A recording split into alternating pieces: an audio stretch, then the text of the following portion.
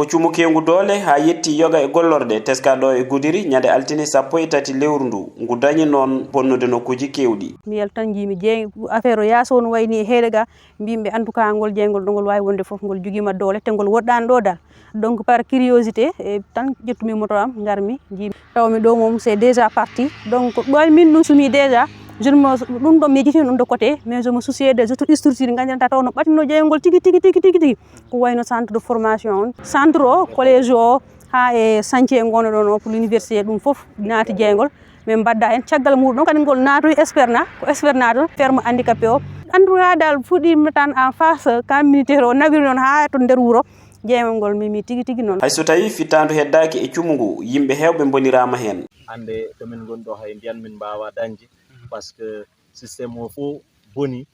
jeyge ari presque ha ne yetto e bâtiment ji amen en tout cas ko perte mawɗo min keeɓi hen machine aji amen bonnoɗi ɗo e boowal fof woni tracteur uji semoir uji amen fof danaka sumi bonni ɗo no feewi. Min on mi jogui on 2 parcelles jumelées mbanmi ɗum boole c'était juste idée ko wadde ɗum comme genre une exploitation arbre fruitier ornemental un petit bâtiment mbaɗannomi ɗo par ce que mi waɗi ɗum clôturé e leɗɗe ndungu he après tout au long mbaɗmi ɗum ko des anacardiers ñeɓeday donc à l'intérieur il y a des orangiers citronniers tout ça manguier ɗum foof wonnode nder ga en donc